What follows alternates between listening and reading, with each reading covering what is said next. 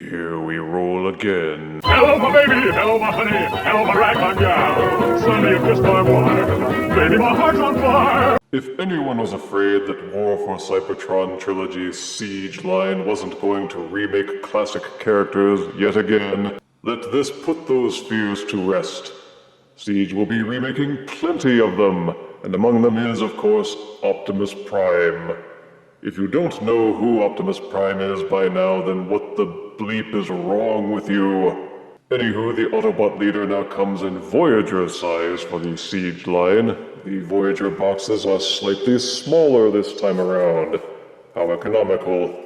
It shows off the figure well with character art on the slanty side panel, and more mysterious art on the other side. And on the back we have studio photos of the figure in both modes and diagrams showing off how to interact with the Battle Masters, sold separately. There's no bio, so let's just open this box and review the actual figure.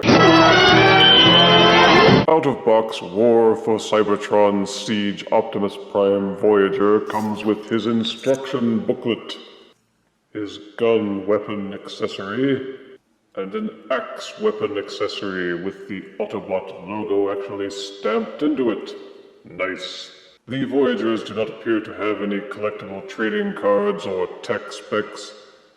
The only such material is to be found in the instruction booklet, which lists the stats of each of the weapon accessories. First, the Dual Mech Energon Strike Shield, which boasts 18 biceps, 15 targeting scopes, and 18 10-ton weights. Then there is the RF Ion Blaster with 11 biceps, 15 scopes, and 8 mouse pointers. Why they seem to have made the gun less powerful than the axe, I do not know. And if anyone is curious as to why they keep giving Optimus Prime an axe weapon when the Generation 1 figure had no such thing, it all stems from the Generation 1 cartoon and this one scene. You destroy everything you touch, Megatron! I'm going to end your hunger once and for all. I guess that's as good a reason as any to make him a lumberjack. Yes, thank you, Graham Chapman. Go back to your room. And this is Optimus Prime out of box. It is a cab-forward semi-trailer, as Optimus Prime should be, but this one is also supposed to look like it came from the alien world of Cybertron. They added a few things like these nifty top headlights, but he still manages to look very Generation 1, with plenty of detail. The paint applications are neat, and he feels solid with good heft. They did an excellent job hiding all the robot parts. Even upside down, the legs are still nicely disguised. He rolls well in alt mode, but the real shining point in alt mode is the addition of a gazillion 5mm peg holes that are compatible with Battle Masters, Micro Masters, Titan Masters.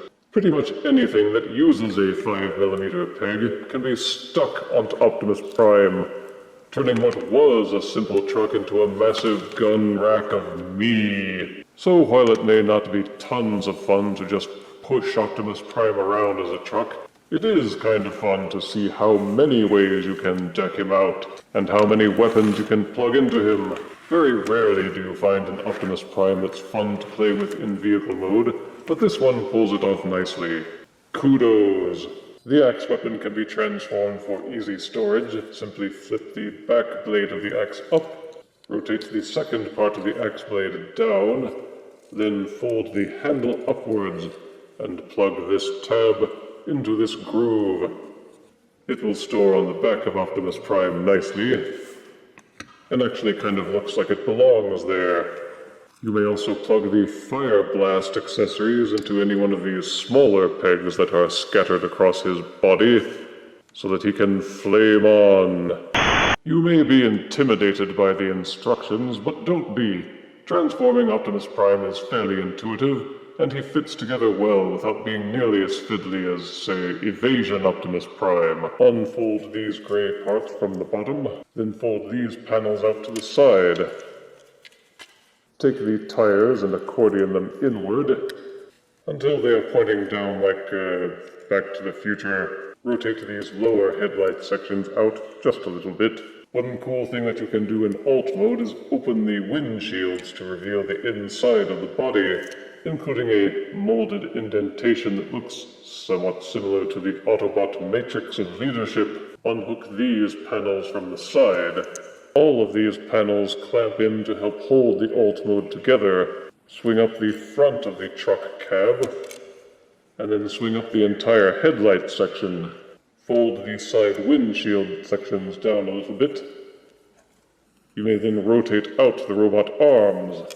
Keep rotating these sections out until they are facing forward, next to the robot fists. Take this little gray tab and fold it inwards until it clicks into place. Then close these sections over it. They also should tab in neatly. With the chest open, rotate out Optimus Prime's head. Reclose the chest panels to show that he does have a heart. Finish folding this section back down. Some of these steps will feel familiar to those who have Generation 1 Optimus Prime. Rotate the arms out from the back to form the shoulders. Rotate these sections back. Clamp the panels down to the sides of the arms. These wheels accordion upwards and push into the side of Optimus Prime's body. Rotate the legs forward and the pelvis section down. Fold these parts out from the back of the truck to form the feet. Separate the legs, untab these tire sections, and accordion them until they tab into the inside of the leg. Fold these panels back down until they tab into the sides, then rotate the gray panel until this tab and this groove lock together. Rotate the leg until the shin is faced forward, and flip this panel from the front to down. This big thingy sticking up at the back rotates 180 degrees, and these pegs on the back go into these tabs on the sides of the grillwork. And this is Siege Optimus Prime in robot mode. The colors and general appearance are very faithful to Generation 1, except for a deliberately grungy-looking paint job. The Siege line Voyagers may look a little smaller, but they feel more solid. There's not nearly so much of the ugly, hollow forearms and shins that have plagued the figures from other lines, and this Optimus Prime certainly has a Generation 1 look to him. He's got the ridgy things on his shins, the truck cab pecs, smokestack shoulders, and the front grille. The inclusion of some translucent blue plastic is also a nice touch. There are pros and deceptive cons to this, of course. On the one hand, it tickles the nostalgia nicely. On the other hand, it risks boring those who are looking for something stylized and new. But there is no pleasing everyone, so those who are interested may see the figure and want it, while those who poo-poo the tributes to Generation 1 are free to go to the Studio Series line and get a Bay version. This line does not have the triple changing and headmaster gimmicks of Titan's Return, nor the combiner gimmicks of Combiner Wars and Power of the Primes. So what does this have besides a nice Generation 1 look? As with the alt mode, they've installed numerous pegs and holes on the entire figure, meant to be used with this line's Battlemaster add-ons. Also take any Fire Blast add-on from a Battlemaster figure, plug them into the weapons, and you can increase their imaginary destructive potential. You can also plug them into numerous holes across Optimus Prime's body to make him look like he's getting hit. These Siege line figures also come with great articulation, including Optimus Prime, with a 360-degree rotating head that will also waggle up and down a bit. The shoulders will swivel 360 degrees and also have a hinge that will allow them to rotate in and out for splaying. And don't worry, the smokestack panel does flip out of the way so you can do those splaying arm poses. Upper bicep swivels are included, and the elbows will bend 90 degrees. The hands will rotate 360 degrees in their sockets, and it is a nice touch that they don't actually fold into the forearms to create that ugly hollow gap. There is a 360-degree waist swivel, a dual hinge section on the hips, which will allow you to kick forwards and backwards and splay in and out. Lower thigh rotation is included, and the knee joint does allow for a very high bend.